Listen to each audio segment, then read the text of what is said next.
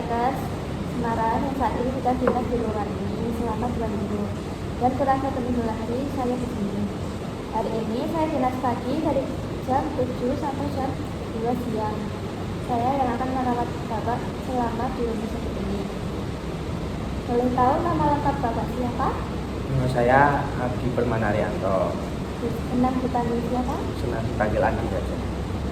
Bagaimana kabar Bapak saat ini? Alhamdulillah. Bapak, dari yang saya baca dari data pengajian Bapak, alasan masuk karena mendengar seseorang mengejek. Kira-kira yang menyebabkan apa Bapak? Seberapa sering Bapak mendengar suara-suara yang tidak diinginkan? Sering sekali Mbak sekarang itu. Berapa lama suara yang Bapak dengar berlangsung? Sangat lama sampai mengganggu. Dari mana Bapak merasa suara itu terdengar? Dari telinga saya Mbak, seperti ada yang membisikkan atau kata-kata. Seberapa keras suara yang Bapak dengar? Sangat keras. Pertama.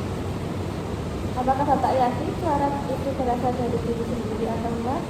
Iya Mbak, dari diri saya sendiri.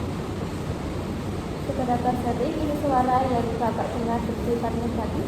Sangat sering Mbak, sampai ingin membuat saya menyakiti diri sendiri. Apa itu suara yang Bapak dengar? Seperti ejekan-ejekan terus menyuruh saya untuk menyakiti diri saya sendiri. Seberapa sering Bapak merasa tidak nyaman karena suara yang Bapak dengar? Sangat sering Mbak, sangat mengganggu ini suara-suara di sini tuh. Seberapa besar ketidaknyamanan yang Bapak rasakan? Sangat mengganggu dan tidak nyaman. Seberapa besar gangguan yang disebabkan oleh suara dalam kehidupan sehari-hari Bapak? Sangat besar ya Mbak. Seberapa baik Bapak dalam mengendalikan suara yang muncul? Tidak bisa mengendalikan sampai saya bisa tidak mengontrol diri saya sendiri. Apakah Bapak belum mengetahui cara mengontrol halusinasi benar-benar? Belum tahu Mbak. Apakah Bapak tertarik untuk melakukan setiap suara yang muncul? Ya Mbak, saya begini. Bagaimana kalau kita berdiskusi tentang cara mengontrol halusinasi dengan negatif? Apakah Bapak bersedia? Bersedia Mbak. Apakah Bapak belum mampu mengidentifikasi adanya halusinasi? Apakah Bapak tidak bisa membedakan antara realita dengan halusinasi? Tidak bisa.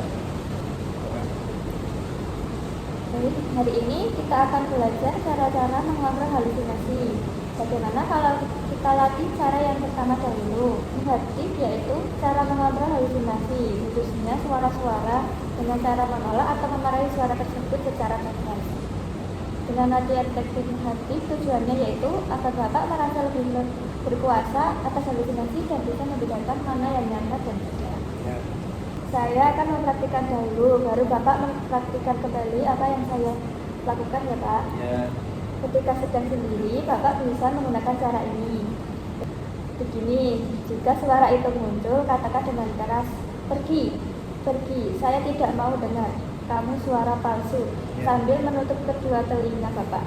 Ya. Seperti ini ya Pak, Ya. pergi. Ketika Bapak sedang di keramaian, Bapak katakan tidak dalam hati saja. Ya. Coba sekarang Bapak ulangi lagi seperti yang saya lakukan tadi. Pergi, saya tidak mau mendengar. Oh, bagus sekali Pak, Bapak sudah bisa mempraktikkan.